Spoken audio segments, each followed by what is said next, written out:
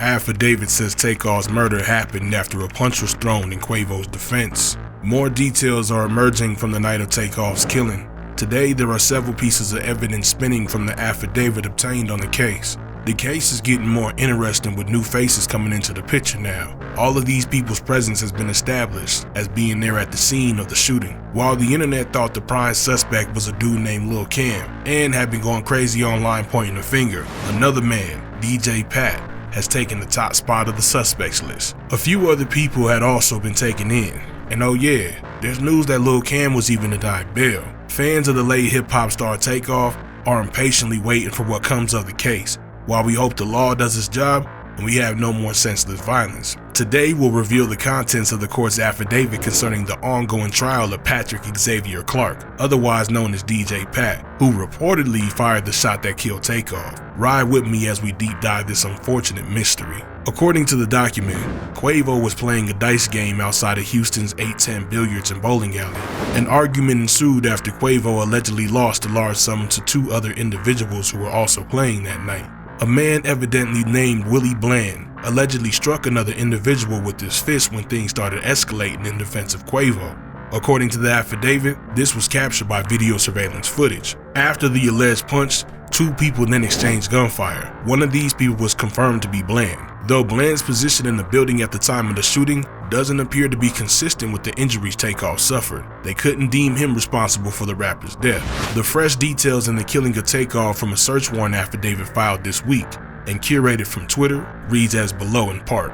Both sides allegedly fired shots after a punch was thrown in defense of Quavo. Suspect charged in part because of fingerprints that was left on a wine bottle he was holding during the shooting. The first arrest in the Takeoff shooting was made last month when Lil Cam was taken into custody in Houston, Texas on November 22nd and charged with felony unlawful carry of a weapon. Lil Cam had reportedly stated that he thinks he's being framed. On Wednesday, police announced the arrest of the 22-year-old, charged with illegally having a gun at the time Takeoff was shot, but officials said investigators believe it was Clark's gunfire that killed the rapper. A Harris County medical examiner said in Takeoff's autopsy report that the Migos member died of a gunshot penetrating wound of the head, torso, and into his arm. The 28-year-old was laid to rest with a celebration of life ceremony at State Farm Arena in Atlanta on November 12th in front of 21,000 mourners.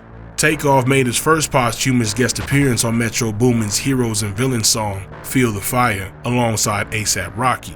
Details reveal that the recording artist, Takeoff, had rented the venue for a private event with his uncle, Quavious Keate Marshall, the Migos member known as Quavo. As of now, DJ Pat is currently being held on a $2 million bond. During conference last week, Sergeant Michael Burrow noted that the investigation into Takeoff's alleged murder is still ongoing. Burrow's telling of the events seemed to match up with the affidavit. He said, "The event was a private party.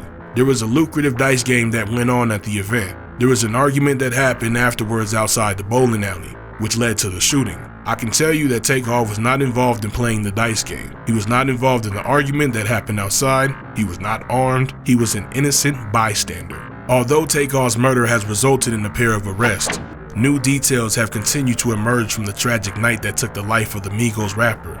Some details, however, have largely been overstated and others misplaced.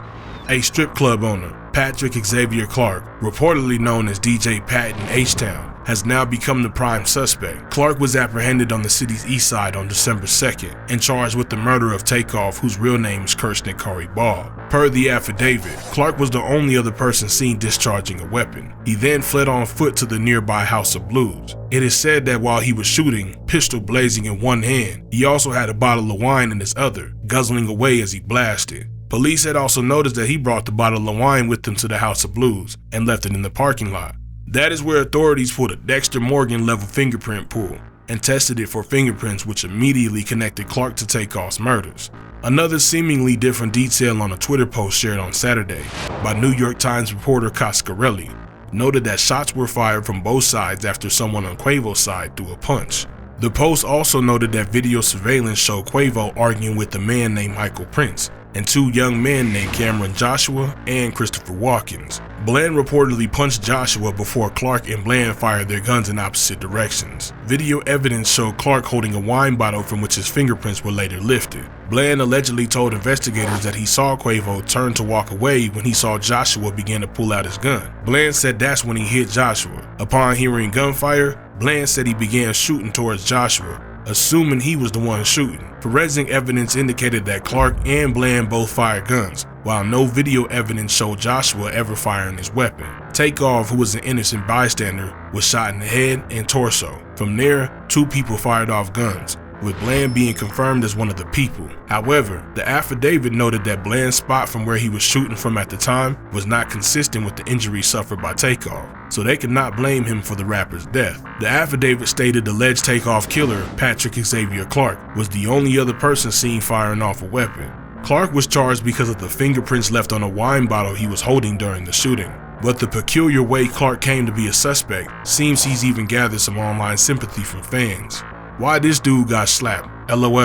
A 24-year-old girl got shot in the head but lived. Are they pretty much saying this dude Patrick is responsible for hitting Takeoff, the assistant, and the girl? Some fans think Patrick Clark or DJ Pat was nothing but a victim of circumstance who found himself on the wrong side of the fence at the wrong time. Many folks online, however, do not think he should be let off the hook. One angry comment reads, "Facts, and folks still talking about he not that type of dude. I know him. LOL. Why he carry a gun then? Obviously wanted to shoot one day." Letitia Quinones, one of Clark's attorneys, told reporters that Clark was nervous and concerned about being charged with the rapper's murder because he believes he's innocent, according to the Associated Press. When asked by reporters if Clark knew the late Migos rapper, the attorney said, "We don't really want to go into facts about this at this point," describing Takeoff's killing as a tragedy. "There is a lot of investigation that needs to be done," Quinones said, per AP. "So we just ask that everyone keep an open mind and let the system do its part, and let the Constitution do its part. And that is, right now, he's innocent until proven guilty." The murder of Takeoff has been constantly talked about online for nearly 2 months now, and the video clips that have surfaced online seem to paint another of Quavo's close associates, a man renowned as Migo Bands, as the alleged shooter. While no official confirmation made on Migo Band's accountability in Takeoff's murder, Quality Control Music did confirm in a statement released on Tuesday that the Migos lyricist was a victim of senseless violence and a stray bullet. In a video clip leaked by TMZ, a man resembling Migo Bands was seen pulling out what appeared to be a firearm moments before gunshots rang outside the bowling alley. When it comes to these tragedies, we're all eager to see the end and the whodunit, but we need to remember that when you're online speaking on these things, these are real people with real families. We all want to see the right people get what they deserve and the victims get justice.